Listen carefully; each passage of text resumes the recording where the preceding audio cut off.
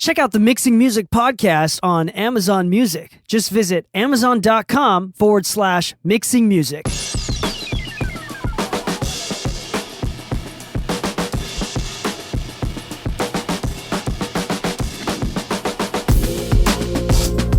Hello and welcome back to the Mixing Music Podcast. I'm your host, Dee Kei, and with me, as always, is my lovely co-host. I did not think about this beforehand. Right on the spot again. I hope it's delicious. Lanky Lu. You know, I'm not very lanky. I just saw Link from Zelda on like the screen. You know, so that's just a video game reference that just did not work. I want to say that the other day, like, I kid you not. So we went to the gym and we were doing leg day. And there's the leg extensions where you have to like sit down and you have to hold yourself in place with the bars, right? Uh-huh. Well, that was the sad realization moment that not only does Anna have longer arms than I do, but Henry does, and I'm taller than both of them. So I really realized, I'm like, oh, I have short arms. It was like a fun realization where I'm like, this is the weirdest way to find out. Like you're working out a muscle group that has nothing to do with the one that you discovered. Not so lanky Lou. Lanky Lou. I also I restarted playing on the same note. I started playing Breath of the Wild again on Switch, but in master mode. So like, wait, what's that? So I think it's part of the DLC where you have the option to like play it again, but with the bosses are harder and there's like a few other perks and things like that. So it's just a little bit harder version of the game, and it's honestly way fun to play it through everything again. It's really bad because my oldest son, my 4-year-old, loves to watch me play, and he'll let watch me play for 6 hours if I play that long. Oh my god! Like, yeah. So like he'll encourage me, and it's really unhealthy. Yeah, so that's definitely what God of War was for me. Normally I got in trouble for playing a lot of video games, but one day I bought God of War on PS2 when I was in high school, and my sister walks in. She's like, "What are you playing?" Oh no, she's like, "What are you watching?" I'm like, "Oh, I'm not watching, I'm playing. It's God of War." She's like, "It looks like a movie." I was like, "Yeah, it's kind of epic." She's like, "Can I watch?" I'm like, "Sure." And we literally sat there for like 10 hours until we finished the game. She's like, "This is literally a movie in a game." I was like, yeah. Dude, that's why, yeah, dude, stories and games are so good. It's yeah. Interactive movies. Anyway, today we have a good episode that we want to, talk about is some important truths about the music industry. Oh, yeah. Now, this is not clickbait, and I don't think we're stretching the truth or anything like this, but I want people to look at the music industry and their path in it for the long run, in the long run macro perspective. And I think this is really important, and I'm really thinking that this episode is going to be, a buffet of ideas that you can kind of pick and choose from. And I think that even if you are a home recordist or just someone that is doing it as a hobby, whether you're a mixer, engineer, producer, songwriter, or an artist, I think all of this information is going to be pertinent to you. And number one is that no matter what the internet and TV and news tells you, there's not as much money flowing in the music scene, in the music industry worldwide as much as you think. Yeah. We see a lot of people in blinged out chains, nice cars, fancy clothes, but to a certain degree, this is all a facade of what's actually happening. And most importantly, the people that are affording this stuff are getting the money from brand deals and things outside of music. Yeah. Selling their own clothing and merchandise brings in a lot more money than the actual just specifically music industry. Yeah, tends to be a lot of lifestyle brands that want to get associated because they see the entertainment business as what it is. It's entertaining for the fans, right? But once you actually get a lifestyle brand involved, they're like, "Hey, we'd like you to wear our clothing. We'd like you to wear our jewelry. We'd like you to drive our cars." But the cool thing is, if it's not necessarily gifted all the time, it's at a really discounted rate. For instance, like you see this a lot in the music industry where even engineers get sponsorships. You get big enough as an engineer, you get some pretty cool placements that they want to associate themselves to. They say, "Hey, we'd like you to be a sponsored engineer under our content. We can offer you discounts. We can offer you this." And because of that, though their lifestyle may seem a little more lavishly, it was a little more accessible because they know that not everybody can afford it, even those that succeed. Absolutely. This is interesting. This is how small the music industry is. I've shared different numbers in the past, but this is specifically, what is it? RIAA. So like the same company that makes platinum and gold packs, records. Yeah. So those recognitions where they keep track and keep the data for the industry. Put it in perspective, in 2019, the industry revenue for technology in the U.S. alone was over $1 trillion. I think it was closer to 1.3 trillion. Nice. This is the pornography industry in the United States alone made like $1.6 trillion, which I don't know what. We won't go into what side tangents and maybe thoughts I need to go into like post-production. No, we're not going to talk about that. And in 2019, according to RIAA, the gross income in the United States alone was only $11.1 billion. And in 2020, there was a slight increase to $12.2 billion. Yeah. An incredible difference. Film and TV I think, was closer to $300 billion. So that's how big of a gap there is in revenues within different industries. And part of the reason why the music industry is so hard to tap into is because it's so cool and everyone wants to do it. But there's not that many opportunities to make money and monetize your clients. And unfortunately, a major part of the income from music comes from sync licensing, which kind of is funded by film and TV. And according to the statistics that I read previously, I don't know, I can't pull it up right in front of me. I'm going to find it while Lou's talking, and maybe we'll come back to it. But if I remember correctly, about 56% of the gross annual income in the music industry in 2019 came from streaming services. So all of those artists and people saying that they're not making enough money from their music streaming, there's not that much to complain about, because back in the day, like 10, 20 years ago, when Livewire was a lot more popular and just downloading MP3 was a lot more popular, the average consumer, like how much an average consumer was spending per capita on music was closer to like 10, 20 bucks a year. Yeah. And then now, because of streaming, it's closer to $100 per year per capita again. Yeah. Because streaming costs $5 to $15 per month. Yeah. So honestly, there's a lot more funding and growth year on year in the music industry because of Spotify. So anybody that complains about streaming, shut the fuck up. You need to learn how to monetize it better and utilize it better rather than complain about it. And the problem with it is there's also a lot more competition. It's a lot easier to submit music to go online now as well. But that doesn't mean that there's less money in the music industry. It just means you have to work harder and be better. This is super interesting. So that's the first topic that I want to bring about. I want to go into more actual numbers because I think that that's interesting for the podcast. Sure. But Lou, you've been in the industry now for over a decade. Yeah. How have you kind of, and granted, this answer, I think your thoughts are going to be slightly biased because you've grown in your capacity. Like your career has gotten better over the last decade. How have you kind of seen where... Like tell me about the different moments during your career where you kind of recognize that the music scene is smaller than you thought it was. Well, it's actually kind of funny. You know, when you first start out, you're like, especially like me, I grew up in LA and I know how big LA is. Like you walk into a small neighborhood, that small neighborhood still has close to 100,000 residents. And the amount of people in LA that actually want to work in music or entertainment in general is still a really high percentage. Even if it's a kid just looking up to the stars or an adult that says, I'd love to get into the industry. But the funny thing is, once you actually get into the industry and the deeper you dive into your career, you actually start realizing that there's actually not that many players in this game.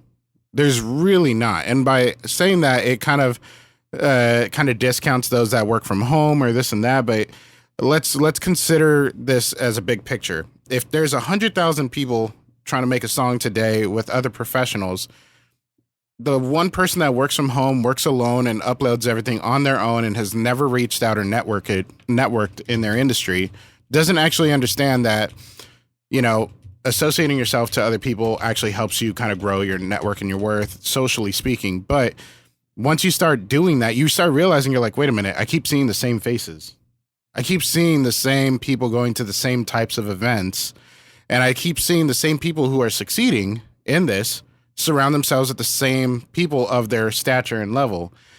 So the further you get into it, the smaller this community of people get. You know, when you think about engineers that are succeeding, I'm sure you can say that there's, you know, thousands of platinum plaque engineers. But how many of them are working in the genre that you want to be in that are actively getting these big records? You know, it's actually a very small amount. Like in the hip hop side of things, you get people like Baines, Tizio, you get Jesse Ray, you get people like Bob Horn, who still does some hip hop, but he's no more for like the pop side of things.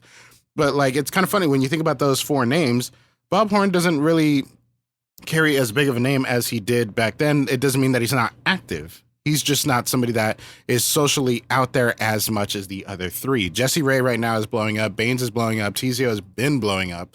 And they're getting all these big records. Yet Bob Horn is one of the guys you don't really hear about a lot that is doing like BTS and all that. So, you know, the industry is big. There's a lot of people playing in it. But when you talk about how much revenue there is to go around, the bigger budgets, the majority of what you see in our industry is not going to the home studio enthusiast.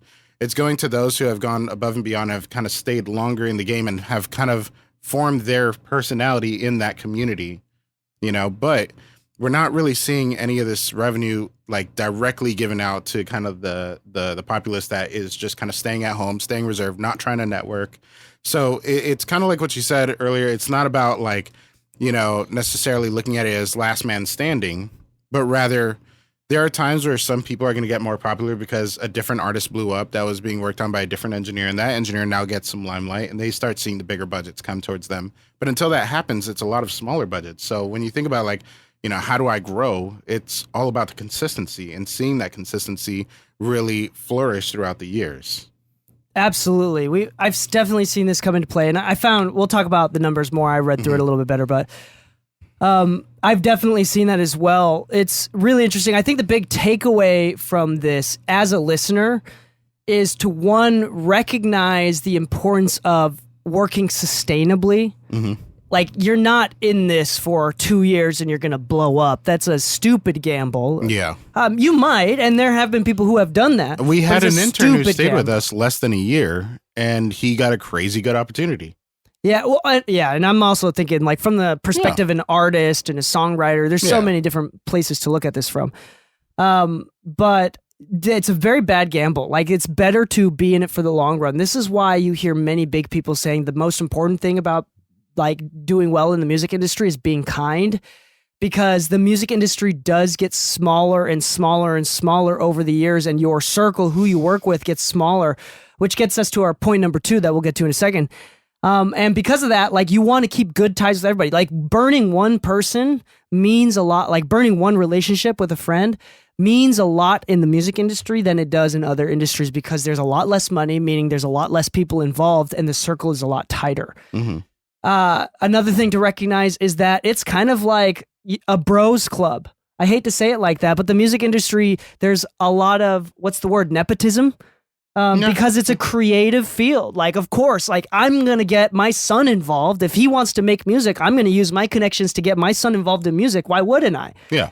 You know, that's one of like, of course, everybody that's in their best interest, if you had someone to pass it on to too, you would want to use that power. Yeah. There's a lot of nepotism, but you can still make it through. So again, think sustainably, think long run, and you're going to do a lot better. The second point that we wanted to talk about is, I really heard someone was talking about this. I forgot who it was. I think it was on social media.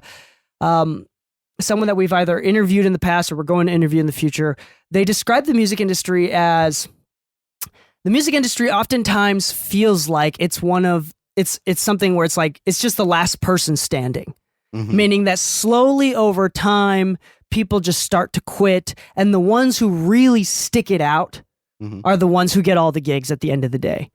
And like, the longer that you're involved in the music industry in a professional capacity, naturally, you're not, like, your success is not based on other people's failures, and that's not the right way to look at things. Yeah. Like, you don't want other people to quit, but that happens naturally. I mean, think about high school and then going into college. How many people quit music once they got into college? How many people left college and quit music completely after that? Like, if you're involved in the music scenes in the local areas, you'll notice big drop-offs at different points of people's lives as they pivot and have the opportunity to make more money in literally any other industry.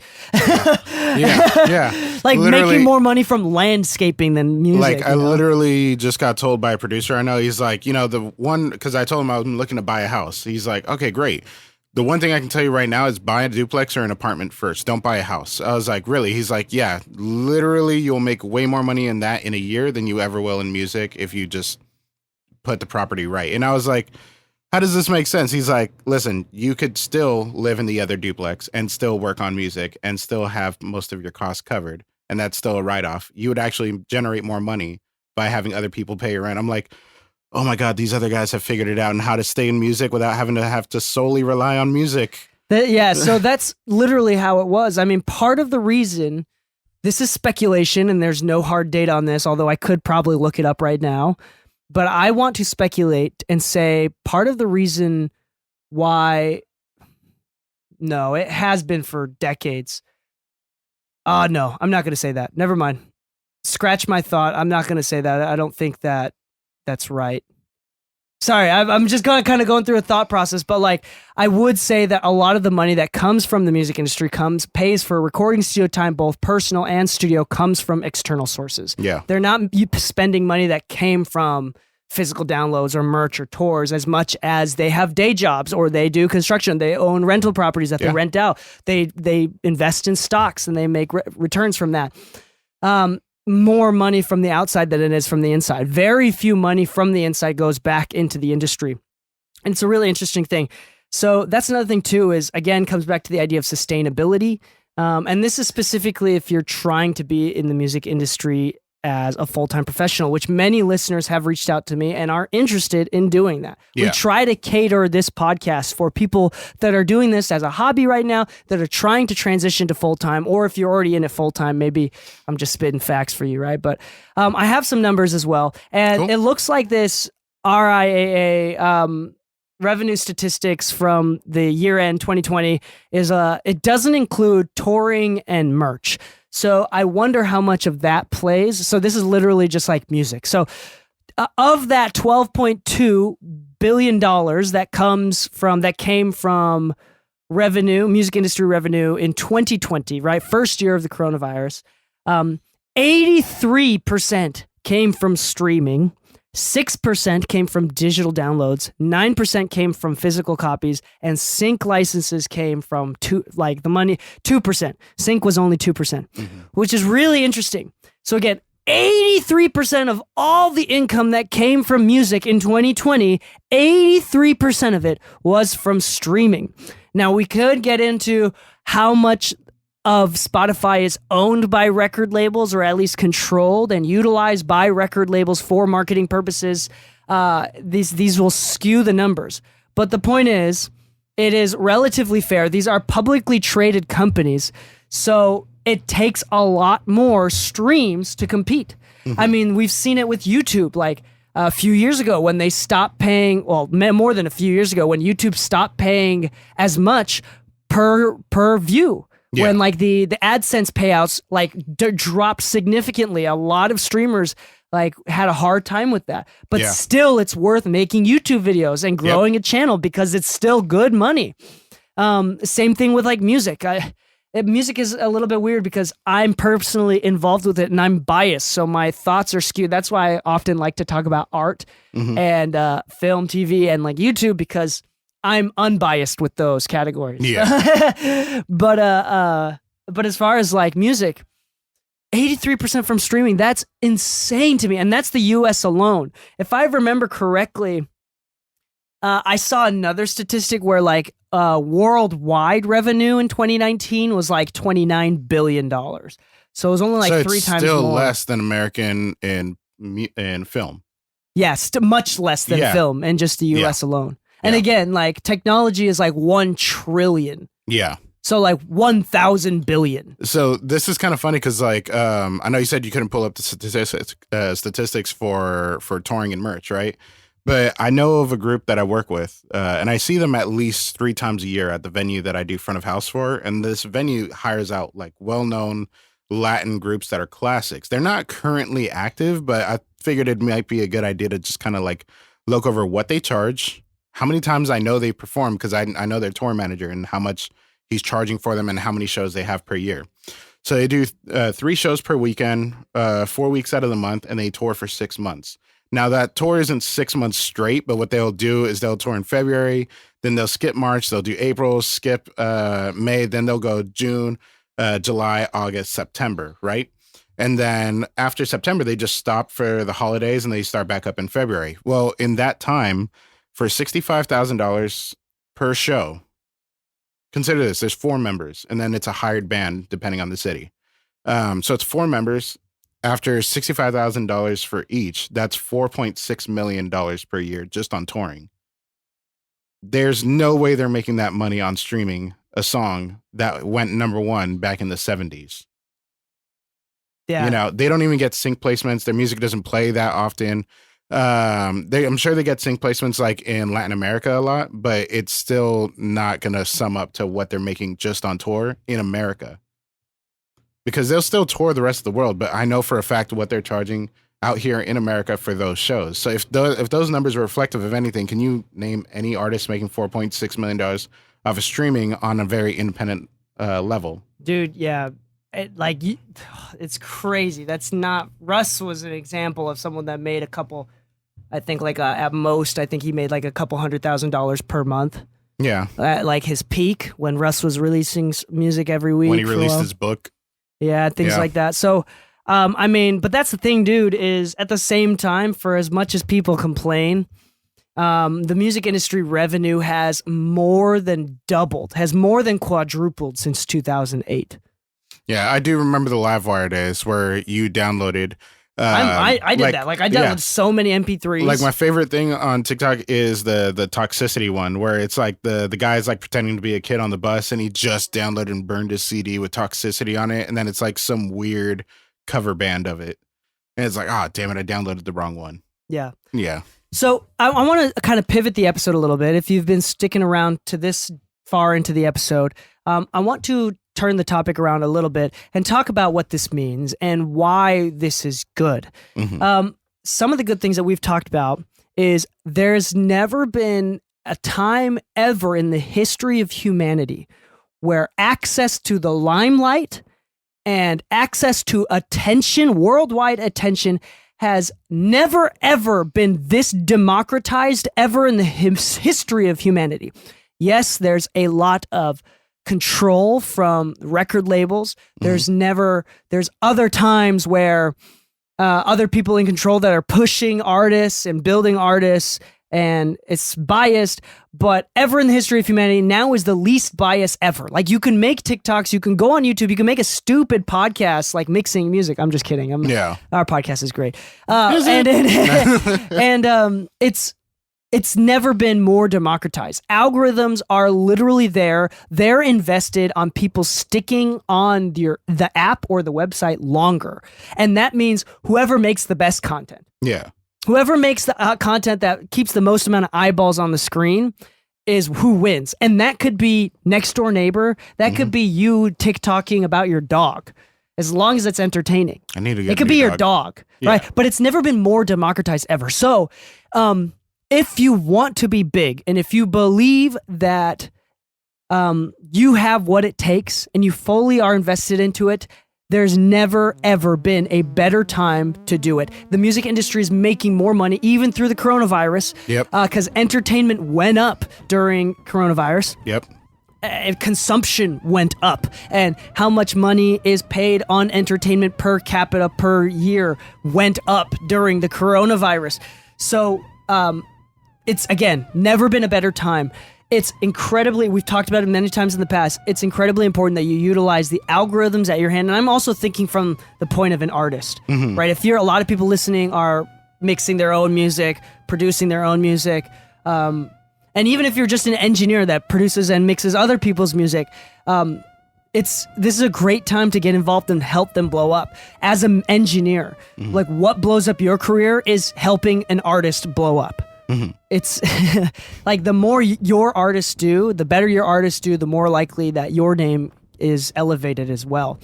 And that's assuming that like you're looking to elevate it in a specific niche market too. For instance, like if you're actually looking at like an artist and saying, cool, if I associate myself to this artist, it's going to help my career a lot.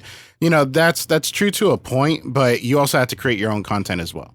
You yourself have to actually be out there for anybody to really look into it. Because the only time I have ever actually found like a mastering engineer, let's say in my lane, that made a ton of content was like Streaky Mastering. And the dude's got really great things. He's got great credits and everything, but I would have never found him if I was just looking through credits. Let's be honest. So it is kind of still a gamble to just base it off of the association of your artist and how much the artist is doing. But if you're an artist and you're not doing it, it literally is not helping you. If anything, it's hurting you not to do it because you're releasing all this music and now you've got this catalog, but nobody's paying attention because you haven't made any kind of call to action kind of post or anything. Up until recently, up until the democratization of attention via social medias and algorithm, what we talked about with our episode with Busy Works Beats, he talked about how not fame, but success comes from is given to other people. Like if I took a picture with The Rock and people associate me working with The Rock, that fame and success is kind of given to you to a certain degree. We talked about that on that episode. You should check it out. As much as that used to be true back in the day, the more and more I'm seeing numbers where if you are consistent and interesting, you don't need to be given success. And this is really interesting. For example, there's a Instagram page that I follow called Burstimo that I like a lot. It's a couple. They're like A&R. Anyway, they share a lot of statistics, and they shared that one statistic that TikTok came out with. They said that for every song that blew up and went totally viral on TikTok, it took on average those creators 18 months of posting on TikTok before one song blew up. Yeah. Which goes to show the value of consistency. Yep. Rather than, just luck. And you can we're kind of blurring the lines between luck and hard work again, which is a great place to be. We don't want the industry fully based on your success is based on luck. We want it to be based on hard work. Yeah. And I don't want to say talent, but some people are, put in the hard work and they're naturally gifted as well. And I think the combination of the two, as well as with good marketing and good branding, is what creates success. Anyway, that's kind of what I want to turn into is I didn't want this to be like a really dark episode, but rather a really, really hopeful one. I hope that this pumps you up. I hope that this motivates you to do more. Your success is 100% in your hands, more than ever that it has ever been. There's always going to be excuses for why you're not making more money, why you're not doing better. But if you're an artist and you have found yourself complaining about how it's hard to get success in the music industry, shut the fuck up. You are not special. You need to put the work in. Just get consistent with what you're doing. Yeah, you are not special. Everybody else is struggling just as much. If you are an American, shut the fuck up. You are the most blessed in the entire. Statistically speaking, you are in the most blessed part of the country. So just put in the hours, put in the work. You can do it. Believe in yourself, because I believe in you. And let's go right into our sponsors. This episode is sponsored by the Mixing Music Podcast. Oh, if you're interested in 3 times the amount of episodes and you want more technical episodes about what plugins to use or how to use these plugins or how to mix a song, go to mixingmusicpodcast.com/exclusive, where we release 2 episodes extra a week on technical content.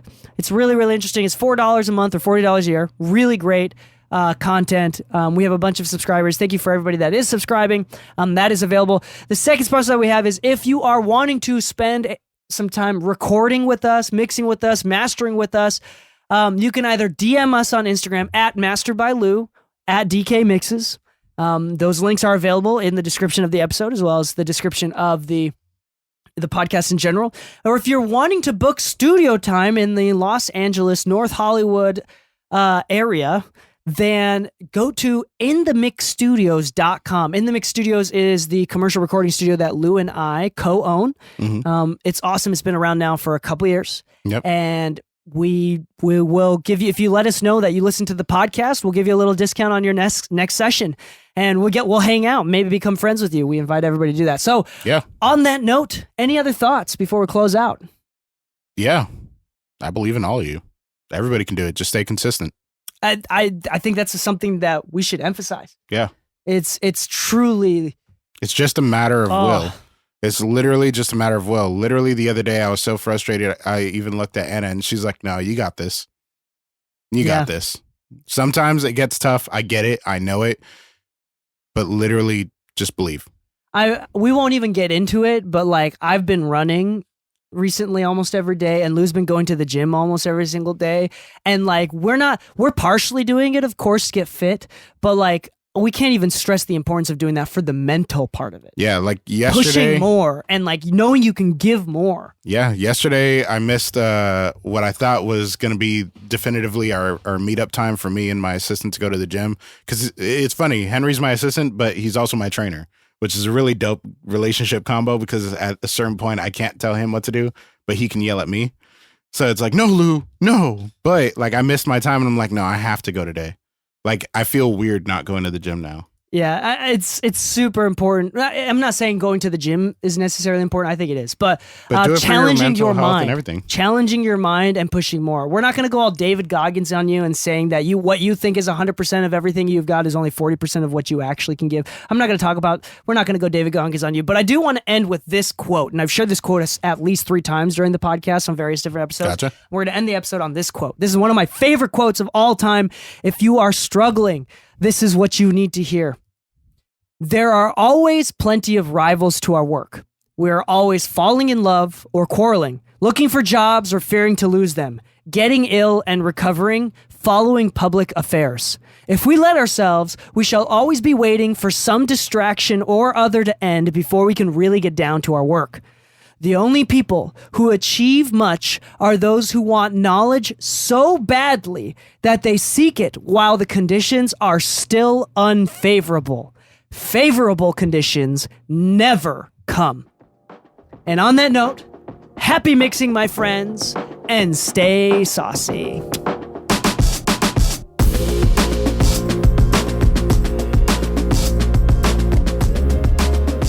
Check out the Mixing Music podcast on Amazon Music. Just visit amazon.com/mixing music.